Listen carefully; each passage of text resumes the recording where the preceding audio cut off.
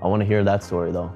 So you were trying to get tatted while working at Sprouts, and you hit him up, had a time, and you had to change the time because you were working?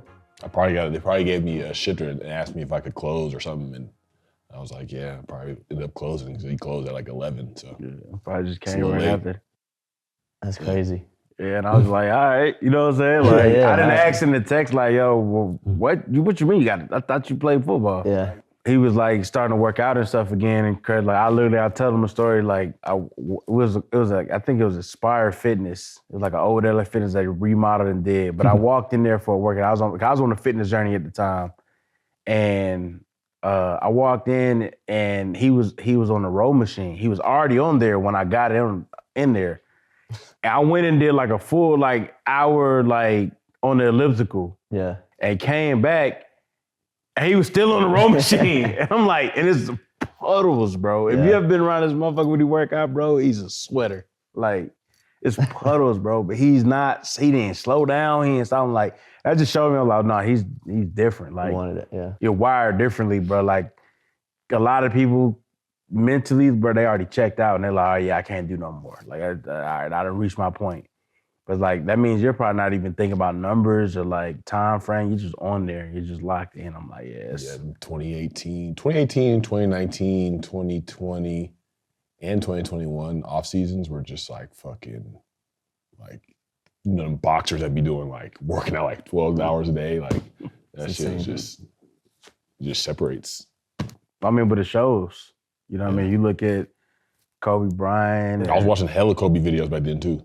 Yeah, it's like, bro, like, I was like, yep, I'm going to the field, I'm boxing and fucking doing power yoga. There's like these 15-minute breakups of like Kobe speaking, and they'll like mash up all these audio clips of countless interviews whenever he was on, and they could be on like a specific topic, and I'll watch them motherfuckers and be like, yeah, like that shit just having like just motivated to be like, I'm invested in the process, you know, because you could be hyped some days, and there's some days where you're not hype, but you're still committed to the process because you realize like, I don't have to put together this amazing off season of this. I just have to do like this workout and then that next workout. And then once them motherfuckers start to stack and you put everything that you could into those and were present and had quality workouts as opposed to just doing like a whole bunch of quantity of whatever, like that shit starts to change. Like, and you can go from somebody where people were like, oh, man, perennial practice squad, like, to like, no, nigga, like,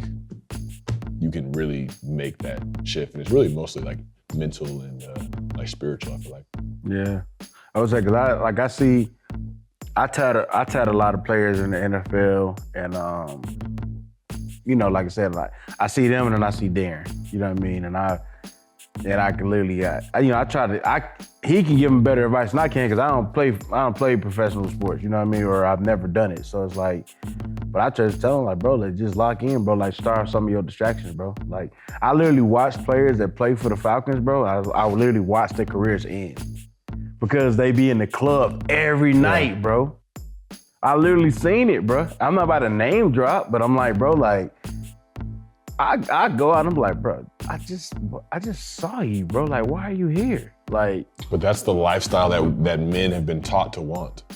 So you can't even blame them niggas for even wanting it because that's been their goal. Like, it wasn't even really sustaining performance in the league. It was like, oh, if I get to the league, I can now buy this whip or buy this chain or buy this or go do this and have these bitches. And it's like, but that's what's promoted, bro. Like, niggas look to rappers, niggas look to certain people, certain figures in culture, and it's like, that's what niggas are promoting, and that's what a lot of young niggas want, bro.